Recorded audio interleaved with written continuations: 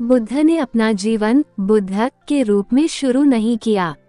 उनकी शुरुआत सिद्धार्थ नाम के एक बच्चे के रूप में हुई, जिनका जन्म 2500 साल पहले लुम्बिनी, वर्तमान नेपाल में एक शाही परिवार में हुआ था। उसके जन्म के तुरंत बाद उसके पिता राजा ने शिशु के भविष्य की भविष्यवाणी करने के लिए एक दृष्टा को बुलाया। दृष्टा ने राजा को बताया कि शिशु सिद्धार्थ का भाग्य असाधारण था। वो या तो एक चक्रवर्ती बन जाएगा, एक सम्राट जो एक विशाल क्षेत्र पर शासन करेगा, या एक बुद्ध, एक जागृत ऋषि जो अनगिनत प्राणियों को लाभान्वित करेगा। राजा नहीं चाहता था कि उसका बेटा ऋषि बने, क्योंकि वह उस पर भरोसा कर रहा था कि एक दिन वह राज्य पर शासन करेगा। इसके परिणामस्वरूप उन्होंने ये सुनिश्चित किया कि सिद्धार्थ का पालन पोषण बहुत सुरक्षित तरीके से हो। राजकुमार एक महल में बड़ा हुआ जहां उसे दुनिया की पीड़ाओं और कठिनाइयों से बचाया गया था। उसे खाने पीने के लिए बढ़िया चीजें दी जाती थीं और वो केवल सबसे अच्छे दोस्तों के साथ ही रहता था। हर कोई उससे प्यार करता था। सभी लोग सदैव स्वस्थ रहते थे। अपनी संतुष्टि सुनिश्चित करने के लिए सिद्धार्थ को किसी भी कठिनाई को देखने या अनुभव करने की अनुमति नहीं थी। कहानी यह है कि एक दिन जब वो युवा थे, सिद्धार्थ महल के बाहर जाना चाहते थे और देखना चाहते थे कि दुनिया कैसी है। उसने अपने मित्र और सारथी चन्ना से उसे राज्य दिखाने के लिए ले जाने को कहा। पहले दिन वे बाहर निकले तो उन्होंने एक व्यक्ति को देखा जो बहुत बूढ़ा और कमजोर था। चूंकि वह तब तक जिस भी व्यक्ति को जानता था वह युवा, ऊर्जावान और आकर्षक था, वह इस अनुभव से गहराई से प्रभावित हुआ। अगले दिन वो फिर बाहर गया और उसने किसी को देखा जो बहुत बीमार था। तीसरे दिन उसने एक शव को चिता पर ले जाते देखा। बुढ़ापे, बीमारी और मृत्यु के इन दृश्यों से राजकुमार बहुत प्रभावित और निराश हुआ। चौथे दिन उसने एक साधु को एक पेड़ के नीचे शांति से ध्यान करते देखा। घर आकर सिद्धार्थ ने चन्ना से पूछा, क्या मुझ पर बुढ़ापा आ जाएगा? चन्ना ने उत्तर दिया, हाँ महाराज, बुढ़ापा उन सभी को होता है जो काफी समय तक जीवित रहते हैं। और क्या मैं उन लोगों की तरह बीमार हो जाऊंगा जिन्हें मैंने देखा था?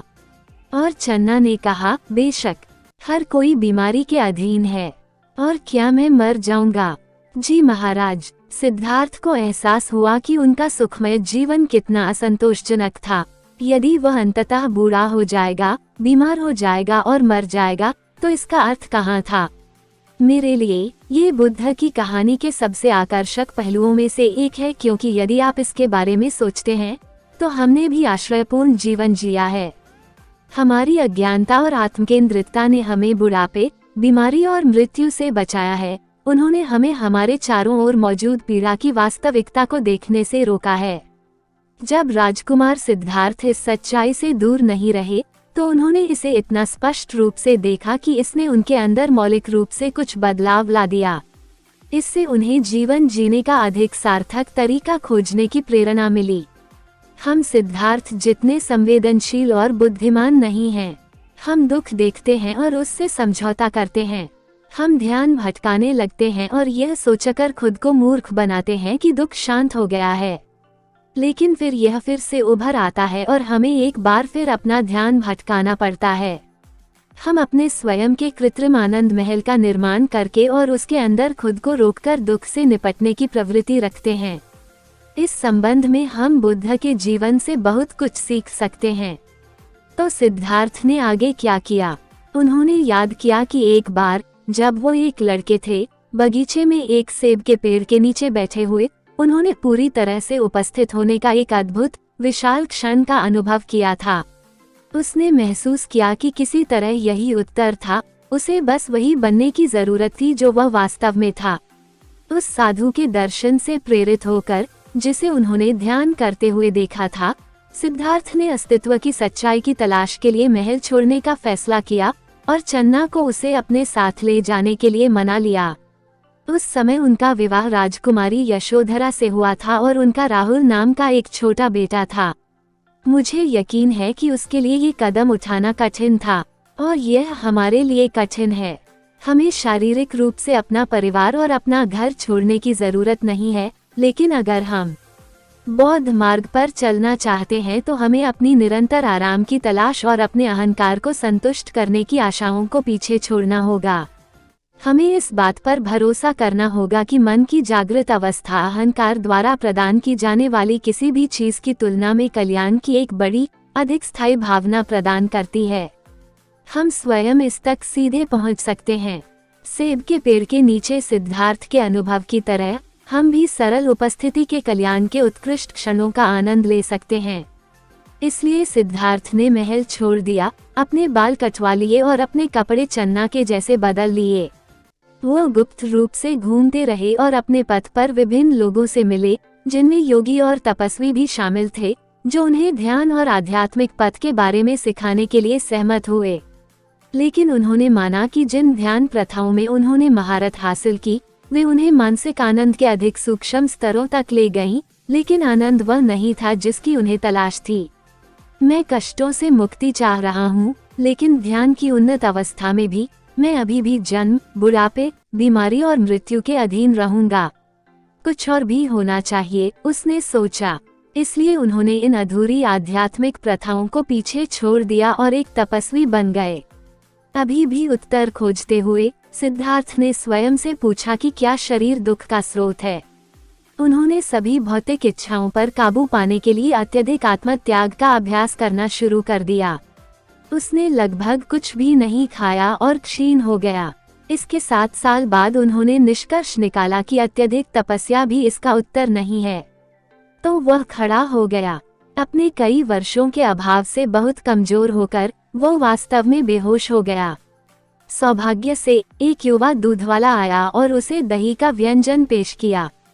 जैसे ही उन्होंने इसे खाया, उन्हें अत्यधिक तरोताजा महसूस हुआ।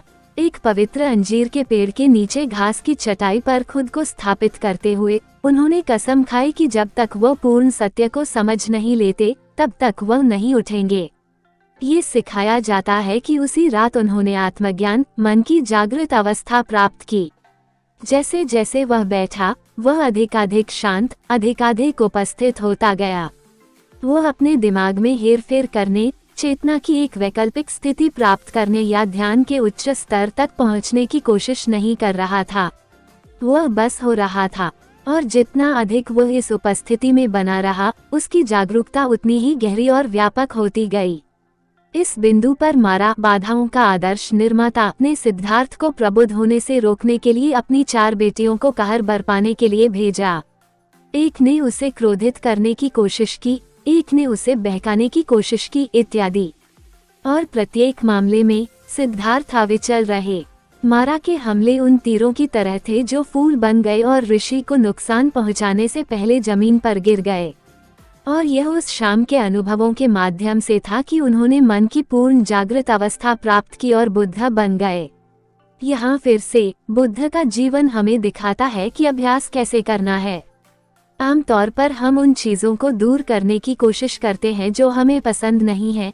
जो चीजें हमें पसंद हैं उन्हें अपनी ओर खींचने की कोशिश करते हैं, और जिस चीज की हमें ज्यादा परवाह नहीं है उसे नजरअंदाज कर देते हैं। केवल भौतिक चीजें ही नहीं, आध्यात्मिक मामले भी। हम शांतिपूर्ण महसूस करना चाहते हैं। हम नहीं चाहते कि हमारी ध्यानस्थ मनस्थिति उन कष्टप्रद विचारों से परेशान हो। हमें उत्तेजना और नीरसता से छुटकारा पाना अच्छा लगेगा, लेकिन हम नहीं कर सकते। बुद्ध ने हमें दिखाया कि हम पूर्णता और कल्याण की स्थिति में रहना सीख सकते हैं, ताकि मारा की बेटियों के सभी हमले और प्रलोभन हमारे अपने अहंकार केंद्रित अभ्यस्त पैटर्न फूलों की तरह गिरें। बुद्ध के मन की जागृत अवस्था प्राप्त करने के बाद उनका अगला कार्य बहुत ध्यान से सोचना था कि क्या अन्य लोग इसे समझ सकते हैं। उन्होंने हमारे भ्रम और हमारे अहंकार को देखा, फिर भी उन्होंने ये भी देखा कि हमारे बीच ऐसे लोग थे जो उनकी शिक्षा की गहराई को समझ और प्रचारित कर सकते थे। वो उन 5 दोस्तों को ढूंढने निकले जो उनके साथ उनकी तपस्वी यात्रा पर थे। जब सिद्धार्थ ने अभ्यास का कम चरम तरीका अपनाने का फैसला किया तो वे अलग हो गए। उसने उन्हें एक उपवन में एक साथ बैठे हुए पाया। उन्होंने उसे दूर से ही पहचान लिया और उसे नजरअंदाज करना चाहते थे, क्योंकि उनके मन में अस्वीकार्य रूप से उसने तपस्वी मार्ग छोड़ दिया था। लेकिन जब वह धीरे धीरे और ध्यानपूर्वक उनकी ओर बढ़ा, तो उन्होंने देखा कि उसके चारों ओर एक अद्भुत चमक थी। उनकी उपस्थिति इतनी उज्ज्वल थी कि वे उनका स्वागत किए बिना नहीं रह सके। उन्होंने बुद्ध से पूछा कि ऐसा कैसे है कि वो इतने अलग दिखते हैं, और उसने समझाया कि उसे वह मिल गया है जिसकी वह तलाश कर रहा था, उसे दुख का अंत मिल गया है। ये तब था जब बुद्ध ने अपना पहला उपदेश दिया, वह सिद्धांत जो 4 आर्य सत्य के रूप में जाना गया। उसके बाद बुद्ध ने 45 वर्षों तक शिक्षा दी और मन से काम करने के बारे में कई निर्देश दिए।